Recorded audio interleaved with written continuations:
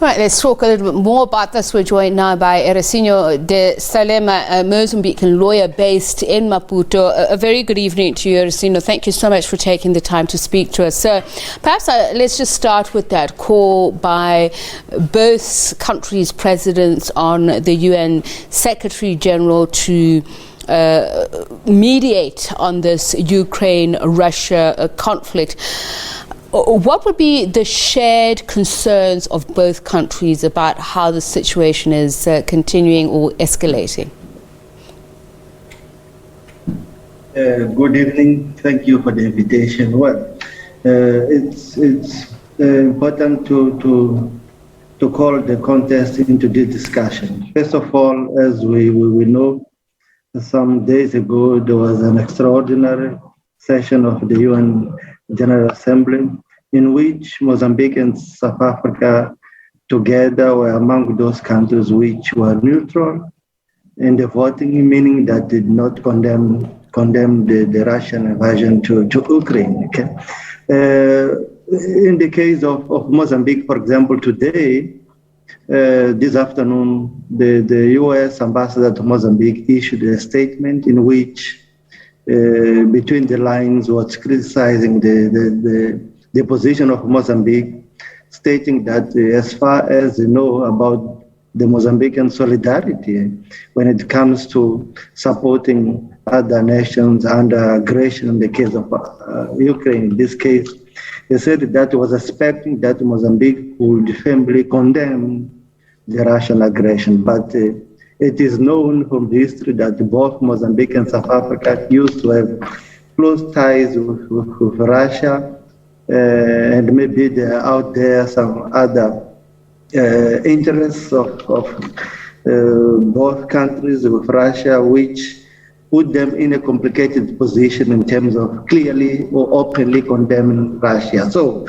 the call to Mr. Antonio Guterres, the UN Secretary General, to mediate the conflict, to try to bring the two countries into a peaceful platform, I think that is part of that strategy of Mozambique and South Africa of trying to be neutral in this conflict, in which 141 countries which are part of the UN system have clearly condemned the aggression of Russia to Ukraine. So this is what is my reading regarding this situation, and I'm sure that the position of the statement by the American ambassador to Mozambique this afternoon might be the same of other Western countries related to Mozambique and South Africa. And in the case of Mozambique, which is preparing itself to be a non-permanent, to try to become a non-permanent member of the UN Security Council, I think that things now will be very difficult given this neutral position in the case of the Russian aggression to Ukraine. Yeah. So very interesting that you point out not only the commonalities, the shared political history of both countries, but I'd like to focus on Mozambique. This is a country that it's experiencing its own insurrection within your borders. It's been dealing with conflict. The origins of that conflict obviously can then be discussed, but as a country that is currently experiencing this insurgency in the country, do you think it is somehow influencing how Mozambique is taking the stance that it's taking, and what would that be? As in, what would make it feel the way it does about the situation in Russia, Ukraine? Well, based on the information that I do have, in the case of the ongoing Russian aggression to Ukraine, I don't think that it has got a correlation with the terrorism situation in Mozambique. It's true that this terrorism situation, which began in 2017, is something which is bringing continuous challenges to Mozambique. Now, thanks to SADC and Rwanda, the country is becoming stronger in the fighting these terrorists, but I don't think clearly that there is a correlation with what is happening between Russia and Ukraine. What I can reiterate is that the historic ties between Mozambique and Russia, actually even in the ongoing trial of the death scandal in Mozambique, as it is known, there was the Russian element of the VTB money, which was also part of the debt, but so far nothing is being said about it in terms of the judicial procedures which are ongoing on the country. So all this together explains that it is quite difficult for Mozambique to clearly or openly condemn Russian aggression. I'm not saying that I agree with this. I'm just putting a fact on the table. By other side, regarding the biannual or binational meeting between South Africa and Mozambique, which was realized today in South Africa, it is important to note that the context also again matters here, as 10 days ago, U.S. Department of Treasury exposed or published a statement in which some 4 or 5 nationals were being appointed as being the facilitators of funding to terrorists, ISIS terrorists, which are attacking countries like Mozambique. So after 10 days, Mozambique and South Africa did meet again after 5 years of not meeting at this modality.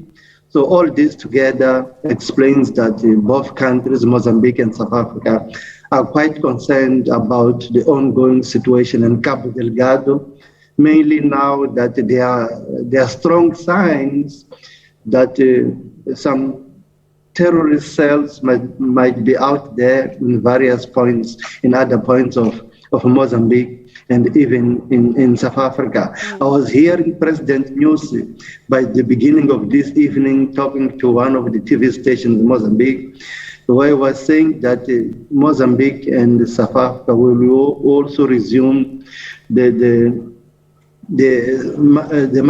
surveillance to maritime piracy across the Indian Ocean, etc., meaning that both countries are more than ever very concerned about the situation, the security situation, the terrorism situation, which of course has been exacerbated, their concern in this case, after the publication of the U.S. Treasury statement pointing or naming some nationals based in South Africa as people who are facilitating the transfer of funds to terrorists. Actually, even the South African Minister of Police, Mr.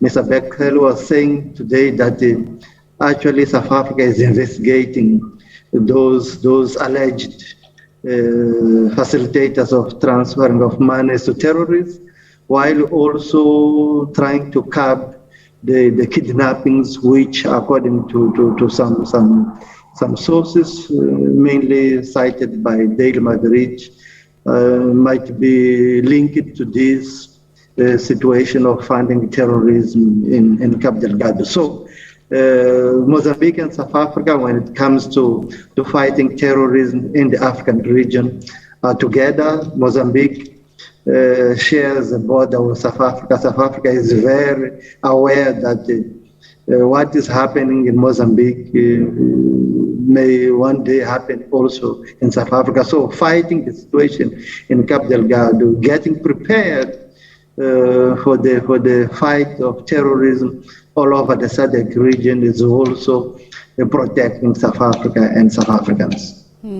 And as we heard, they both committed themselves to the promotion of a peaceful, united and prosperous African continent. So just in terms of trade relations, the president's also encouraging the private sectors of both countries to work together as part of the South Africa-Mozambique Business Forum. So let's talk about the trade relations that the two countries enjoy and the strategic importance thereof. I mean, South Africa at the moment has had to contend with an energy crisis, the Cahora Bassa Dam project being very important for us. So talk to us about the strategic benefit of the other to each other. Yeah, I know that as you very well said, there are some energy challenges in the region. South African economy is somehow at risk due to some challenges in terms of availability of energy. President Ramaphosa, during the opening of today's meeting, was saying that Mozambique has got the gas in Cabo Delgado, and that gas is supposed to, at the first point, to serve the interests of Mozambique, South Africa, and other countries in the region. So this issue of energy, of availability of energy, of availability of, let's say, alternative sources of energy like the Cabo Delgado gas, mainly at the Rovuma Basin, is something, of course, which is very relevant when it comes to boosting trade or the industrialization in both countries. Of course, South Africa is far advanced when it comes to Mozambique, but both countries together share some close ties, but a common history. So it is also of relevance of Mozambique to find ways of including South Africa in terms of the provision of Cabo Delgado gas, and by other side, as we are coming back to the normalcy after these 2-3 years of COVID situation. Mozambique also is quite interested in opening again and again, more and more, to the South African tourists who here and there and usually elect Mozambique as their destination. This is quite important for Mozambique as this tourist movement brings foreign currencies to Mozambique, and it is, of course, something which the country is looking for at all the time.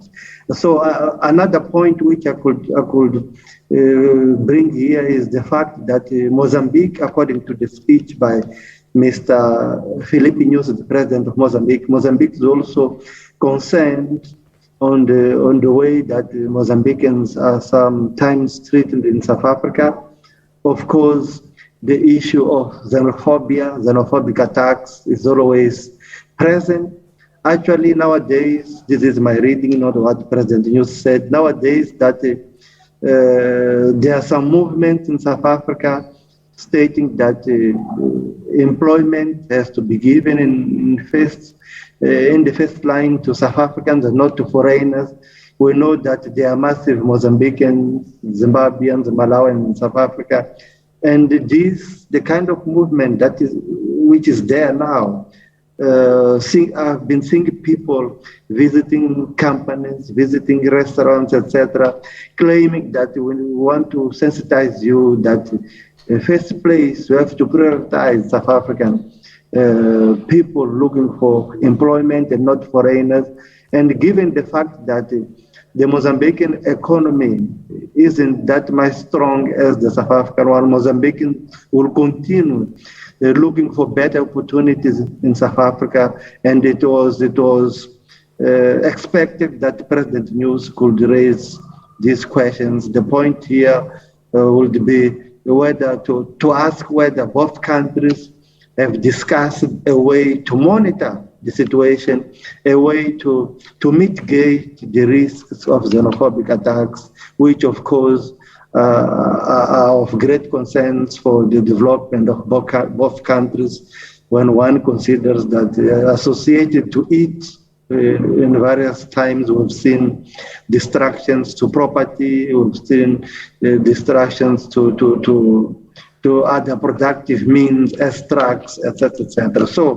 South Africa and Mozambique, when it comes to trade, they've got common interests, they've got the platforms to share, but all these, of course, will be informed by strategies, by the vision that each of the two countries will apply, but what they can do jointly, and of course, fighting terrorism, promoting security in the region, promoting stability, Southern Africa, stability relation between the two countries is something of great relevance for South Africa and for Mozambique.